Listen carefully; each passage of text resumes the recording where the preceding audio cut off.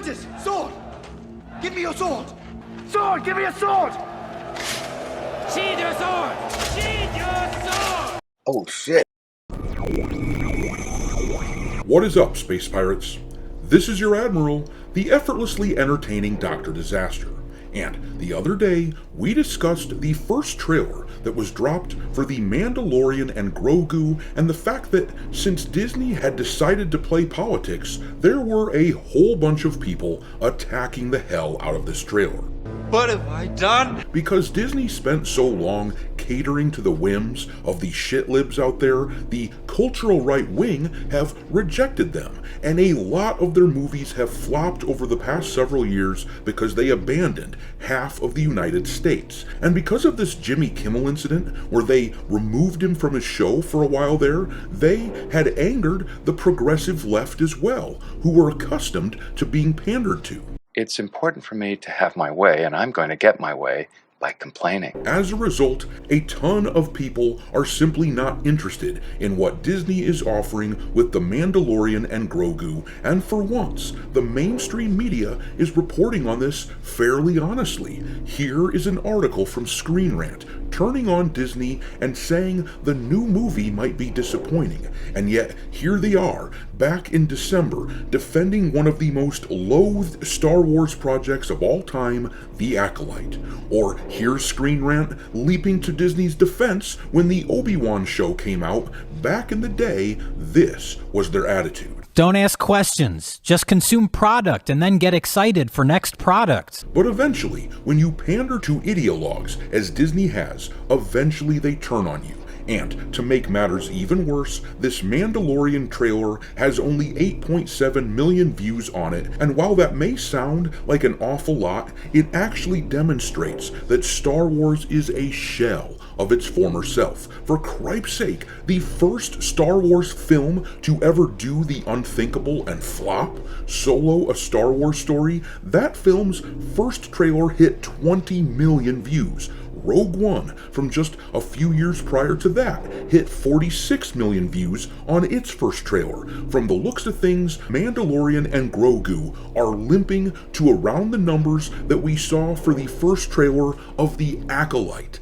Apathy is the killer of franchises like Star Wars, and it has settled in big time, turning Star Wars into a zombie husk of its former self, and someone needs to put this zombie down. I'll swallow your soul! I'll swallow your soul! I'll swallow your soul! Swallow this.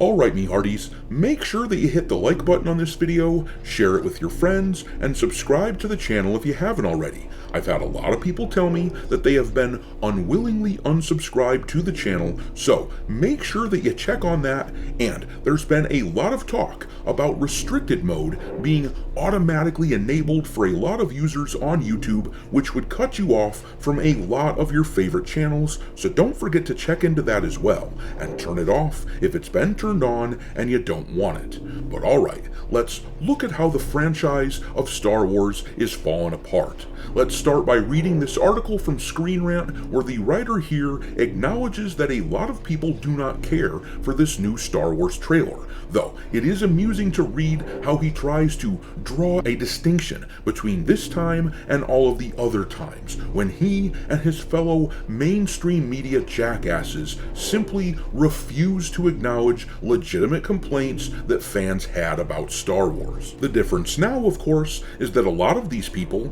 had gripes with Disney over the Jimmy Kimmel situation from a few days ago. But this writer wrote here, the first trailer for The Mandalorian and Grogu has divided the Star Wars fan base, but for once, there's a good reason. There's a delightful moment in Hook in which an elderly Wendy declares it's been 84 years, it's not really been that long since we last had a Star Wars movie in theaters, but you can be forgiven for feeling that way. The first trailer for The Mandalorian and Grogu finally released online yesterday. This first trailer has divided fans. Some are thrilled to see more of Din Djarin and Grogu, while others feel the trailer lacks a punch somehow. To be fair, there's nothing new in the idea of Star Wars fans being divided. To quote Buffy, must be Tuesday. This time, though, I think there are good reasons for that division. And just look at his complaints that we're going to read in a minute here. If you're anything like me, and you have been talking about Disney Star Wars and how they haven't really been concerned with telling a story so much as trying to sell merchandise, then if you're like me, this will either amuse you or annoy you, or maybe both at the same time. But the guy wrote next, I have the misfortune of being what I call a VOP, a very online person. I'm also heavily involved with the Star Wars fanbase, which meant the trailer wasn't really much of a surprise to me. It's pretty much the same footage seen at Star Wars Celebration, including by Screen Rant's own Molly Brizzle. At first, I thought this over-familiarity was the reason the trailer didn't land for me. I slept on it though, and gradually began to understand. The core problem is that something is missing. The trailer lacks any sense of emotion, of feeling. It's basically just a montage of cool, and to be fair, sometimes explosive, memeable moments thrown together. But what is there in this trailer to make you care about the characters, to get you invested in their journeys? Din Djarin is training Grogu as his apprentice, and Grogu makes some cute noises and uses the Force a little, but how's that apprenticeship going? What are the internal character-driven struggles the duo face? Well, well, well. It's almost like what the disgruntled portion of the fanbase has been saying for a long time, that Disney Star Wars films have been like watching a kid play with his action figures and act out meaningless battles over and over. It's almost as if we knew what we were talking about.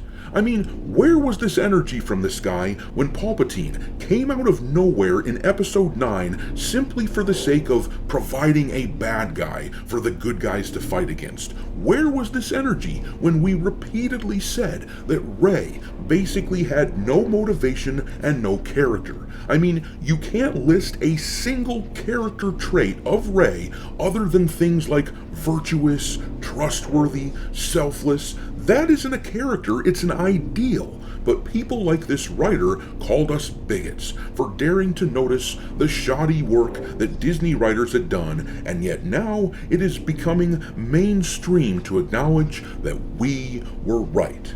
Here is an article about John Boyega basically telling Kathleen Kennedy how she should have done her job with episodes 7, 8, and 9. This article comes from Deadline, and in this article he completely agrees with all of our points. It says here, John Boyega is offering his thoughts on what would have been different in the Star Wars trilogy sequel if he had been a producer from the start. The actor played the role of Finn in the sequel trilogy, starting with 2015's Star Wars The Force Awakens.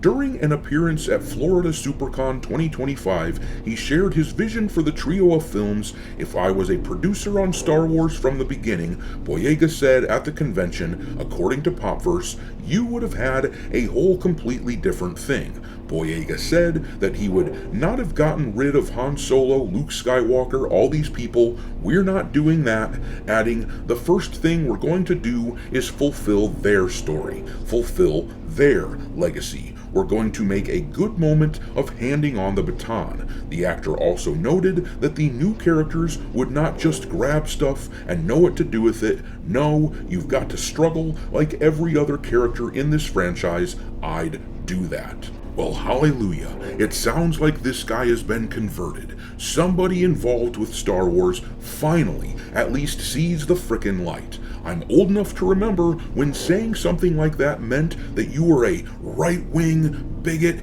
extremist, racist, sexist, and everything else, but now the truth is so damned undeniable that it is becoming mainstream and acceptable not just to say these basic truths, but for an outlet like Deadline to print them. And the obvious truth is that the story in these Disney films and shows, it is all lackluster as hell. And they are paying the price, Disney that is paying the price when it comes to interest dwindling. As I showed you earlier, this Mandalorian and Grogu trailer has just shy of 9 million views at the time of this recording, and considering that the trailer is 3 days old already, the bulk of the views that it's going to receive have already happened. It will limp to somewhere around the Acolyte's first trailer's numbers, which saw 11 million views. The original Force Awakens trailer, just for reference, just to put things into perspective, that got 111 million views. And look, nobody expects that Star Wars was going to be able to keep up that pace forever. That movie was a once-in-a-lifetime thing, but the IP has clearly slumped badly. The world has moved on past Star Wars. It is no longer special. There might be tons of people who stubbornly cling to Disney's knee-jerk response to criticism, and they'll claim that the only people who dislike the new material are racists and sexists and shit like that,